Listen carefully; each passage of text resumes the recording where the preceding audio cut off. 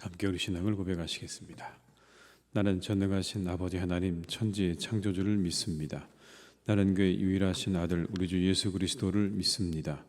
그는 성령으로 잉태되어 동정녀 마리아에게서 나시고 본디오 빌라도에게 고난을 받아 십자가에 못 박혀 죽으시고 장사된 지 사흘 만에 죽은 자 가운데서 다시 살아나셨으며 하늘에 오르시어 전능하신 아버지 하나님 우편에 앉아 계시다가 거기로부터 살아있는 자와 죽은 자를 심판하러 오십니다. 나는 성령을 믿으며 거룩한 공교회와 성도의 교제와 죄를 용서받는 것과 몸의 부활과 영생을 믿습니다. 아멘. 찬송가 449장을 찬양하시겠습니다. 449장입니다.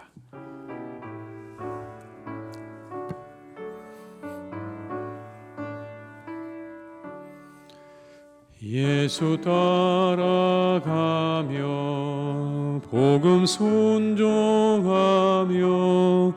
우리 행할 길 환하겠네. 주를 의지하며 순종하는 자를 주가 늘 함께 하시리라. 의지하고 순종하는 길은 예수 아래 즐겁고 복된 길이로다. 해를 당하거나 우리 고생할 때 주가 위로해 주시겠네. 주를 의지하며 순종하는 자를 주가 안위해 주시리라. 의지하고 순종하는 길은 예수 안에 즐겁고 복된 길이로다. 남의 짐을 지고 슬픔 위로하면 주가 상급을 주시겠네. 주를 의지하며 순종하는 자를 항상 복 내려 주시리라. 의지하고 순종하는 길은 예수 안에 즐겁고 복된 길이로다. 우리 받은 것을 주께 다 드리면 우리 기쁨이 넘치겠네. 주를 의지하며 순종하는 자를 은혜 풍성케 하시리라. 의지하고 순종하는 길은 예수 안에 즐겁고 복된 길이로다.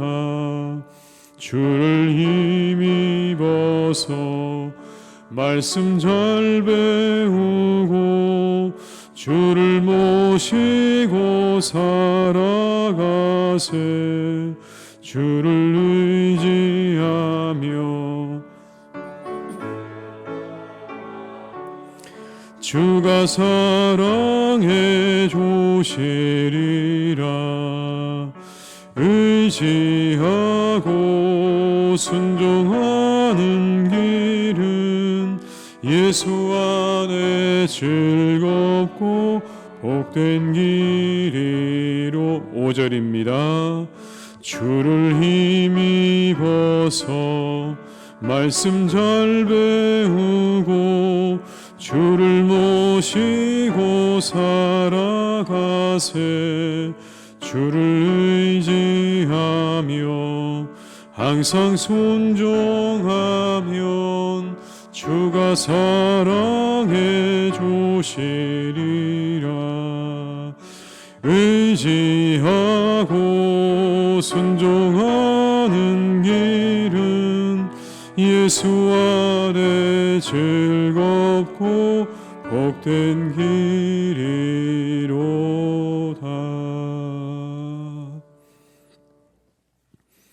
이 시간 하나님께서 우리 주신 말씀은 시편 119편 41절에서 64절의 말씀이 되겠습니다. 시편 119편 41절에서 64절의 말씀입니다. 시편 119편 41절에서 64절의 말씀을 함께 봉독하시겠습니다. 여호와여, 주의 말씀대로 주의 인자하심과 주의 구원을 내게 임하게 하소서. 그리하시면 내가 나를 비방하는 자들에게 대답할 말이 있사오리니 내가 주의 말씀을 의지함이니이다. 진리의 말씀이 내 입에서 조금도 떠나지 말게 하소서. 내가 주의 규례를 바랐음이니이다. 내가 주의 율법을 항상 지키리이다. 영원히 지키리이다. 내가 주의 법도들을 구하였사오니 자유롭게 걸어갈 것이오며 또 왕들 앞에서 주의 교훈들을 말할 때에 수치를 당하지 아니하겠사오며 내가 살아가는 주의 계명들을 스스로 즐거워하며 또 내가 살아가는 주의 계명들을 향하여 내 손을 들고 주의 율례들을 작은 소리로 읊조리리이다. 주의 종에게 하신 말씀을 기억하소서. 주께서 내게 소망을 가지게 하셨나이다. 이 말씀은 나의 고난 중의 위로라. 주의 말씀이 나를 살리셨기 때문이니이다. 교만한 자들이 나를 심히 조롱하였어도 나는 주의 법을 떠나지 아니하였나이다. 여호와의 주의 옛 규례들을 내가 기억하고 스스로 위로하였나이다. 주의 율법을 버린 악인들로 말미암아 내가 맹렬한 분노에 사로잡혔나이다. 내가 나그네 된 집에서 주의 율례들이 나의 노래가 되었나이다. 여호와여, 내가 밤에 주의 이름을 기억하고 주의 법을 지켰나이다. 내 소유는 이것이니 곧 주의 법도들을 지킨 것이니이다. 여호와는 나의 분깃이시니 나는 주의 말씀을 지키리라 하였나이다.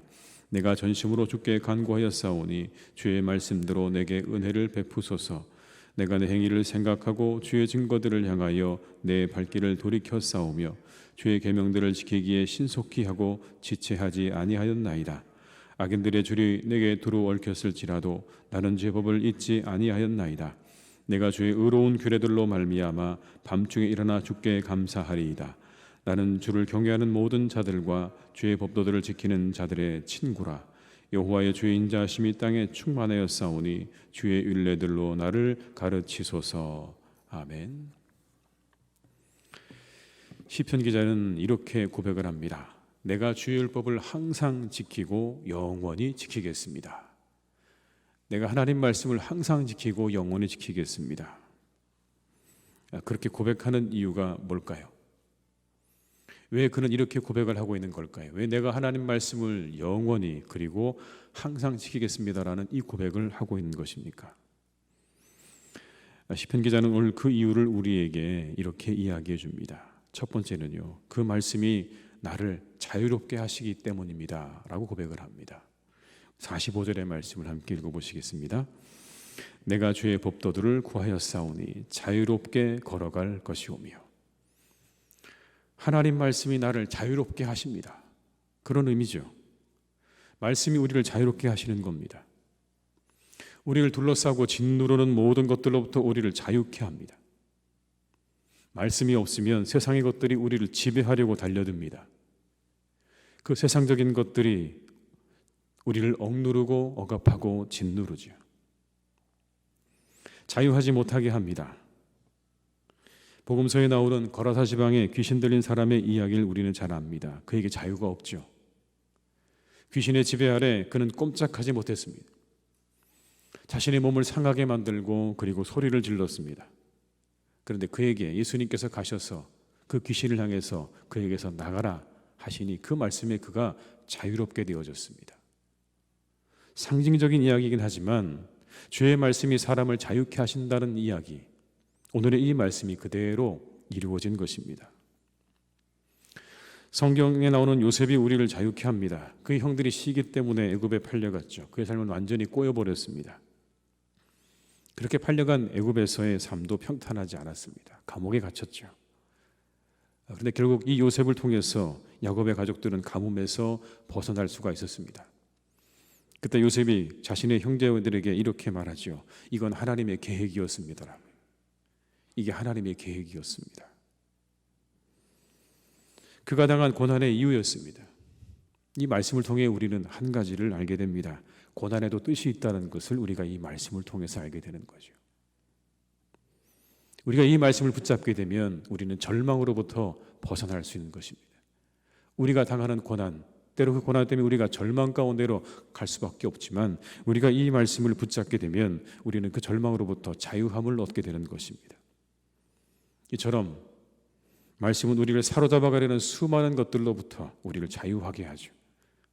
탐욕과 미움과 절망과 고독 같은 것들로, 그 고통 같은 것들로부터 우리를 자유케 하시는 겁니다. 우리가 말씀을 가까이 해야 하는 이유입니다. 우리를 짓누르고 억압하고 우리를 도망가지 못하게 붙잡으려 하는 이 모든 것들로부터 우리를 자유하게 할 수 있는 것이 바로 이 말씀 안에 있다는 것을 기억하시면서 우리를 자유케 하시는 말씀을 가까이 하시는 우리 성도님 되시기를 주님의 이름으로 축원합니다.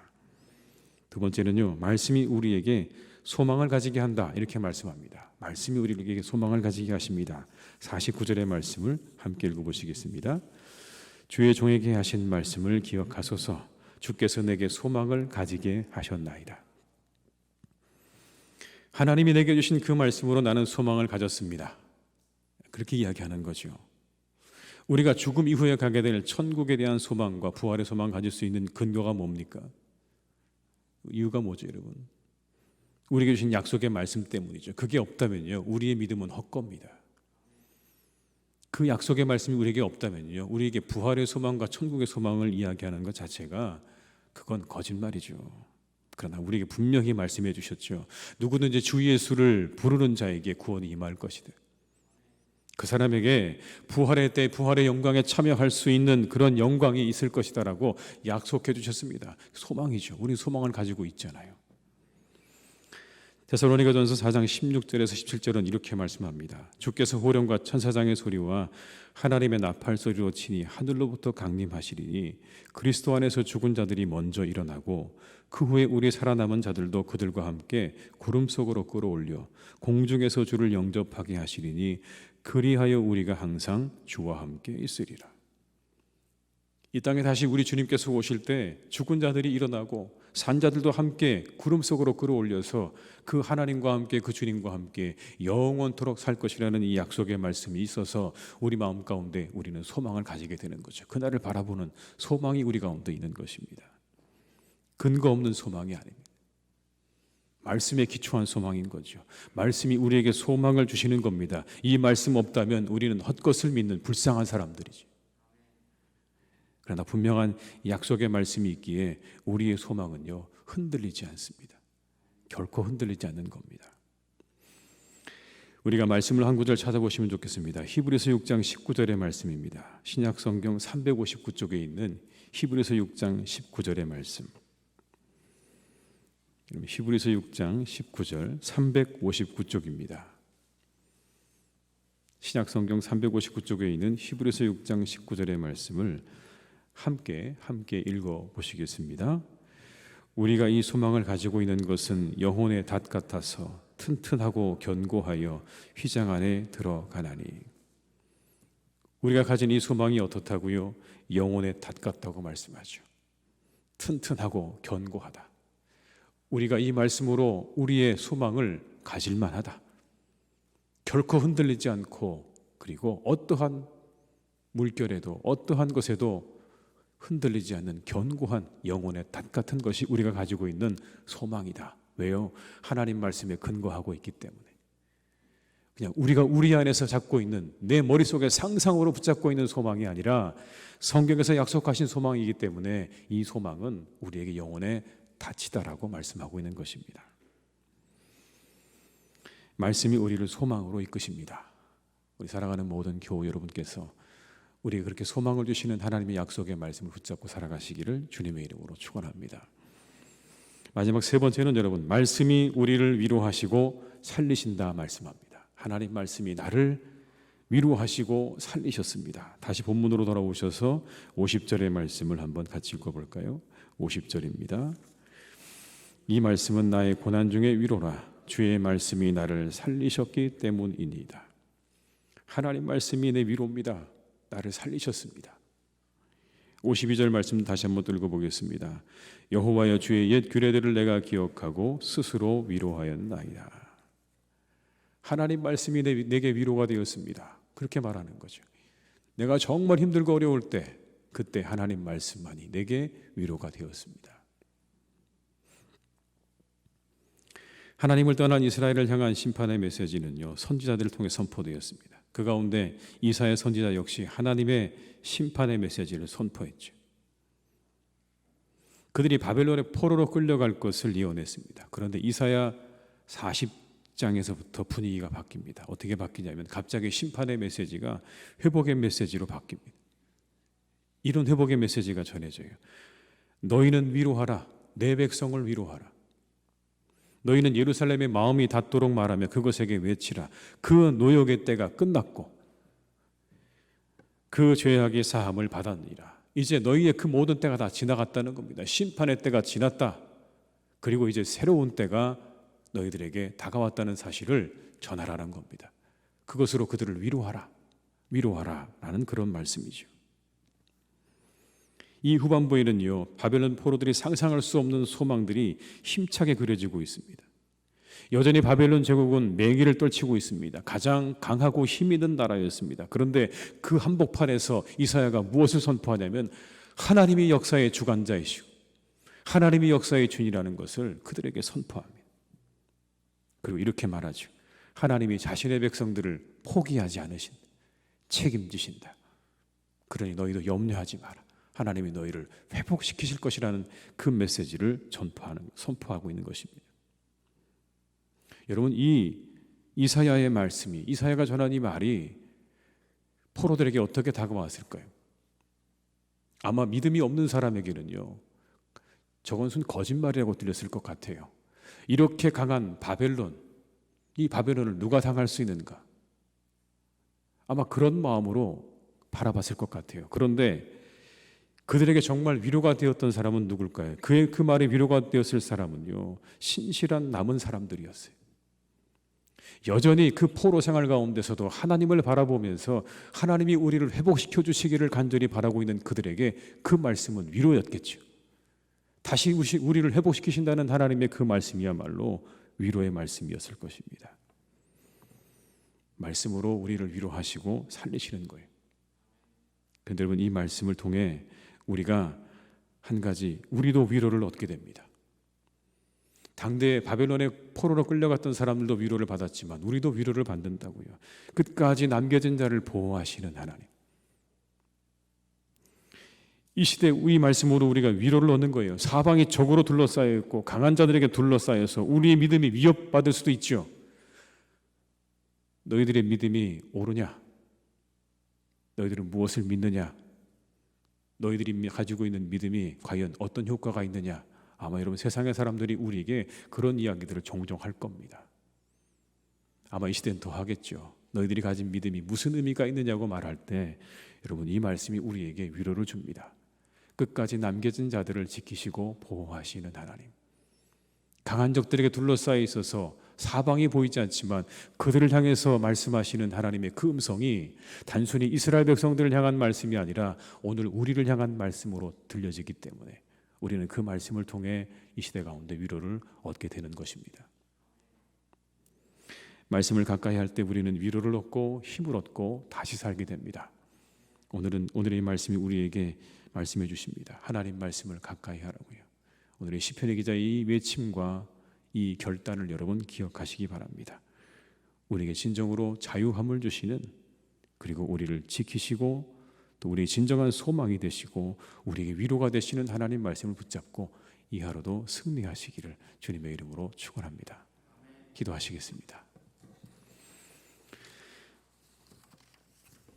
아버지 하나님, 참 감사합니다. 이 시간 저희를 이곳에 부르셨습니다. 주님, 오늘의 이 시편의 기자의 고백이 우리의 고백이 되게 하여 주옵소서. 하나님, 나는 항상 하나님 말씀을 지키고 영원히 지키겠습니다. 이 고백이 우리의 고백이 되게 하옵소서. 그가 그렇게 고백할 수 있었던 것은 우리에게 진정한 자유를 주시고 우리의 소망이 되시고 우리의 위로가 되시는 하나님의 말씀을 경험했기 때문이었습니다. 주님, 기도합니다. 우리 모두가 이 시편의 기자가 경험했던 말씀이 우리의 진정한 자유가 되고 소망이 되고 위로가 되는 그 은혜를 우리 모두가 함께 경험하게 하시옵소서. 늘 하나님 말씀을 가까이 하며 읊조릴 수 있기를 기도합니다. 그 말씀을 가까이 하며 우리가 항상 그 말씀을 우리가 되뇌이고 또 생각하고 또 묵상할 수 있는 우리 모두가 되게 하여 주시옵소서. 그때 우리에게 진정한 자유가 임할 것입니다. 소망이 주어질 것입니다. 위로가 임할 것입니다. 하나님, 우리가 그렇게 하나님 말씀과 함께 우리의 삶 가운데 주님께서 우리에게 주시는 풍성한 은혜를 받아 누리는 복된 삶이 되게 하여 주시옵소서. 이미 우리에게 이렇게 하나님 말씀을 주셔서 우리의 삶을 잘 살아가도록 하셨는데 우리의 삶을 더 이상 방황하지 않도록 인도하여 주옵시고 이 말씀 안에 담겨져 있는 풍성한 은혜를 우리가 받아 누리는 복된 성도들이 되게 하여 주시옵소서. 아버지 하나님, 간절히 원합니다. 이 땅에 가뭄이 오래되었습니다. 오랜 동안 비가 내리지 않아서 농사를 하는 분들의 마음이 타들어갑니다. 하나님, 함께해 주셔서 이 땅에 비를 내려 주시옵소서. 이 땅에 비를 내려 주시옵소서. 애쓰고 수고하며 심은 그 모든 농작물들이 잘 자랄 수 있도록 하나님께서 이 땅에 비를 허락하여 주시옵소서. 하나님, 우리가 이 가뭄을 통해 다시 한번 하나님의 그 놀라우신 능력과 은혜를 고백하지 않을 수 없습니다. 이 온 대지에 비를 내려서 물을 이 땅 가운데 있게 하시는 분은 하나님 한 분밖에 없는 줄 믿습니다. 그 누구도 하나님이 대지에 비를 내릴 수 없습니다. 이 생명들이 자라게 할 수 없습니다. 그러나 하나님에게는 그 능력이 있고 하나님의 그 은혜가 이 땅에 임할 때에만 우리가 그 물을 먹고 그리고 우리의 식물을 먹을 수 있다는 이 단순하지만 너무나 명확한 이 진리를 다시 한번 우리 마음 가운데 새길 수 있도록 인도하여 주시옵소서. 아버지 하나님, 기도합니다. 온 세상에 전쟁이 있고 그리고 전염병의 소식이 있습니다. 아버지 하나님, 이 모든 것들을 주님께서 거두어 가시기를 간절히 원합니다. 거두어 가시기를 간절히 원합니다. 이제 멈추어 주시옵소서. 이 모든 것도 하나님의 손 안에 있는 줄 믿습니다. 아버지 하나님의 능력 안에 있는 줄 믿습니다. 아버지 하나님께서 우리에게 말씀하십니다. 이 모든 것들이 어디로부터 왔는지를 생각하라 말씀하십니다. 주님, 우리가 다시 한번 이 시간을 돌이키며 우리를 돌이키고 먼저 우리가 회개하고 하나님께로 돌아가는 은혜가 날마다 일어나게 하시옵소서. 아버지 하나님, 그래서 우리 모두가 다시 평화로 돌아갈 수 있기를 간절히 원합니다. 전쟁으로 전염병으로 우리 모두가 평화를 잃어버렸습니다. 주님, 우리를 긍휼히 여겨주셔서 온 세상의 사람들이 다시 평화로운 삶으로 돌아갈 수 있도록 주님, 우리에게 은혜를 내려 주시옵소서. 아버지 하나님, 사랑하는 우리 교회를 주님께서 든든하게 하시니 감사합니다. 오늘도 함께 하시고 은혜를 베풀어 주시기를 간절히 원합니다. 이 자리가 은혜의 자리가 되게 하여 주옵시고 응답의 자리가 되게 하여 주옵시고 교제의 자리가 되게 하여 주시옵소서. 하나님, 이곳에서 우리가 날마다 주님 안에서 교제하며 한 형제됨을 고백하며 고백 교제하며 기쁨을 누리는 복된 교회가 될 수 있기를 간절히 원합니다. 주님, 우리에게 은혜를 내려주시옵소서. 풍성한 사랑을 더하여 주시옵소서. 우리의 심령 가운데 하나님께서 사랑을 더해 주시기를 간절히 원합니다. 예수님의 사랑을 더하여 주시옵소서. 하나님의 사랑을 공급하여 주시옵소서. 당함이 없는 그 사랑으로 하나님, 우리가 무장되어서 우리의 형제를 사랑하고 교회를 사랑하고 이웃을 사랑하는 복된 삶을 살아가도록 우리를 지켜 인도하여 주시옵소서. 아버지 하나님, 기도합니다. 우리 사랑하는 청년들을 주님께서 지켜주시기를 원합니다. 그들의 미래를 하나님께서 이끌어 가시기를 간절히 원합니다. 우리의 청년들 하나님, 참으로 어두운 시간들을 지내고 있습니다. 그들이 고백합니다. 미래가 잘 보이지 않습니다. 무엇을 해야 할까요? 무엇을 해야 할까요? 하나님, 그들을 이끌어 가실 줄 믿습니다. 그들의 앞날을 하나님께서 열어주시기를 간절히 원합니다. 이 땅에 우리의 청년들이 잘 살아갈 수 있도록 하나님 이 나라를 인도하여 주시옵소서. 인도하여 주시옵소서. 아버지 하나님, 그들의 미래가 밝습니다. 주님께서 그 길을 열어가시기를 간절히 원하오니 주여, 밝고 환한 미래를 그들에게 허락하여 주옵시고, 그들이 이 땅 가운데서 마음껏 사랑하며 일하며 그리고 즐겁게 살아갈 수 있는 나라가 될 수 있도록 이 땅의 청년들을 하나님 긍휼히 여겨주시고 그들의 앞날을 하나님께서 인도하여 주시옵소서. 사랑하는 우리 교회 청년들을 하나님께서 붙잡아 주셔서 세상에서 많은 사람들에게 사랑받고 존경받는 사람들이 되게 하여 주옵시고, 하나님의 교회와 그리고 가정에서 사랑받는 사람으로 성장해 갈 수 있도록 주님께서 우리의 청년들을 지키시고 인도하여 주시옵소서. 주님, 오늘 하루도 우리와 함께 하셔서 복된 날이 되게 하시고 평안하게 하시고 강건케 하시기를 간절히 원하옵고 예수님의 이름으로 기도드립니다. 아멘. 각자의 자리에서 계속 기도하시겠습니다.